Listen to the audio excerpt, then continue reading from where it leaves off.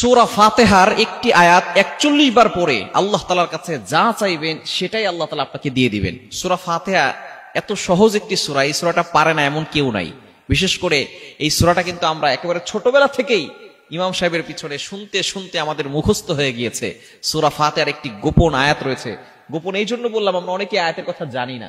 এই আয়াতটি পড়ে যদি আপনি দোয়া করতে পারেন, অবশ্যই আল্লাহ তাআলা আপনার চাওয়া পাওয়াগুলো কবুল করবেন। এই সূরা ফাতিহা হচ্ছে পবিত্র কোরআনুল কারীমের ভিতরে যত যা কিছু আল্লাহ তাআলা দিয়েছেন, সূরা ফাতিহা হচ্ছে তার সারমর্ম, সারাংশ হচ্ছে সূরাতুল ফাতিহা। এই জন্য এই সূরাতুল ফাতিহাকে বলা হয় উম্মুল কোরআন। এই সূরা ফাতিহার ব্যাখ্যা নিয়ে, এর ফজিলত নিয়ে যদি আলোচনা করতে হয় তাহলে 5-6 দিন সময় লাগবে। সূরা ফাতিহার ভিতরে এমন কথা আল্লাহ তাআলা ঢুকিয়ে দিয়েছেন। শুরুতে আল্লাহ তাআলা সূরাতুল ফাতিহা দিয়েছেন। এই সূরা ফাতিহার ভিতরে শিফা রয়েছে, এটাকে উম্মুল কোরআন বলা হয়, কোরআনের মা বলা হয়। শুধু তাই নয়, এই কোরআনের ভিতরে সূরা ফাতিহা হচ্ছে শিফা, অর্থাৎ আপনার অসুস্থতা বেড়ে গেলে, আপনি অসুস্থ হয়ে পড়লে, বিপদে পড়ে গেলে এই সূরা ফাতিহা পড়ে ফু দিলে আল্লাহ পাক রব্বুল আলামিন আপনার অসুস্থতাও দূর করে দিবেন। সুতরাং সূরা ফাতিহার ফজিলত হচ্ছে অনেক বেশি। আপনি যখন দেখবেন যে আপনি কঠিন বিপদে পড়ে গেছেন, আপনার দোয়া কবুল হচ্ছে না, তখন আপনি তাহাজ্জুদের নামাজের সিজদায় গিয়ে সূরা ফাতিহার একটি আয়াত পড়বেন। সেটা হচ্ছে সূরা ফাতিহার 5 নম্বর আয়াত, ইয়্যাকা না'বুদু ওয়া ইয়্যাকা নাস্তাঈন। আমরা যখনই নামাজ পড়ি তখন আমরা এই দোয়াটা পড়ি। নামাজে যখনই আমরা দাঁড়াই তখন সূরা ফাতিহা পড়ি কি পড়ি না? তখন আমরা এই দোয়াটা পড়ি, ইয়্যাকা না'বুদু ওয়া ইয়্যাকা নাস্তাঈন।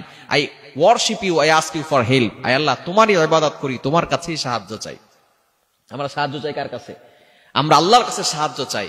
আমরা প্রতিনিয়ত এই সূরা ফাতিহা কিন্তু একটা দোয়া, আমরা অনেকে এটা জানি না। আমরা আল্লাহ তাআলার কাছে দোয়া করতেছি, ইয়্যাকা না'বুদু ওয়া ইয়্যাকা নাস্তাঈন, আল্লাহ তোমার ইবাদত করি, তোমার কাছে সাহায্য চাই। এরপরে বলি ইহদিনাস সিরাতাল মুস্তাকিম, ও আল্লাহ show us the right path, show us the correct path, আল্লাহ আমাকে সঠিক পথ দেখাও, আল্লাহ আমাকে সঠিক রাস্তা দেখাও।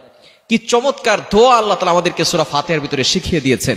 এটা নিয়ে যদি আপনি ভাবেন তাহলে আপনি অবাক হয়ে যাবেন, আল্লাহর এই গুণবাচক যেই আয়াতগুলো রয়েছে। সুতরাং আপনি যখনই বিপদে পড়ে যাবেন, তাহাজ্জুদের নামাজে আপনি সিজদায় গিয়ে কিন্তু কোনো আয়াত পড়া যায় না। আপনি ফরজ নামাজে পড়তে পারবেন না, ফরজ নামাজে সিজদায় গিয়ে আয়াত পড়া যাবে না। তবে নফল নামাজে, যে সমস্ত নফল নামাজ রয়েছে, তাহাজ্জুদের নামাজ আছে, অন্যান্য যে নফল নামাজ আছে, সেই সময় আপনি সিজদায় গিয়ে আল্লাহ তাআলার এই নামটি পড়বেন, ইয়্যাকা না'বুদু ওয়া ইয়্যাকা নাস্তাঈন 41 বার। আর যদি সিজদায় পড়তে না পারেন তাহলে আপনি দোয়ার সময় ইয়্যাকা না'বুদু ওয়া ইয়্যাকা নাস্তাঈন 41 বার পড়বেন। এরপরে আপনি আল্লাহর কাছে দোয়া করবেন, দেখবেন আল্লাহ তাআলা আপনার সকল চাওয়া পাওয়াগুলো কবুল করবেন। তবে অবশ্যই শুরুতে এবং শেষে দুরূদ শরীফ পড়ার চেষ্টা করবেন, কেননা দোয়ার শুরুতে যদি দুরূদ শরীফ পড়া না হয়, ওই দোয়াটা আল্লাহর কাছে পরিপূর্ণভাবে পৌঁছায় না। এটা আরশে আজিমে গিয়ে পৌঁছায় না, মুআল্লাকুন আসমানে গিয়ে ঝুলন্ত অবস্থায় থাকে।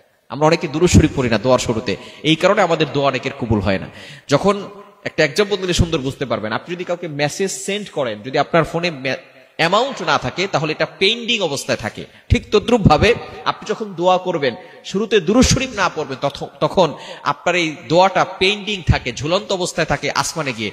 যখন শুরুতে দুরূদ শরীফ পড়বেন, সাথে সাথে দোয়াটা আরশে আজিমে গিয়ে নক করে, সেটা ঝুলন্ত থাকে না। এজন্য অবশ্যই আপনি শুরুতে শেষে দুরূদ শরীফ পড়বেন, মাঝখানে ইয়্যাকা না'বুদু ওয়া ইয়্যাকা নাস্তাঈন 41 বার পড়ে আল্লাহর কাছে আপনার চাওয়া, আপনার পাওয়া, আপনার আকাঙ্ক্ষা সবকিছু আল্লাহর কাছে বলবেন। সন্তান কথা শোনে না, আপনার স্ত্রী আপনার বাধ্য হচ্ছে না, আপনার স্বামী আপনার কথা শোনে না, পরকীয়ায় লিপ্ত হয়ে গেছে, এই ধরনের দোয়া করে, এভাবে দোয়া করলে আপনি আল্লাহর কাছে বলবেন, আল্লাহ তাআলা সকল দোয়াগুলো অ্যাকসেপ্ট করে নেবে ইনশাআল্লাহ।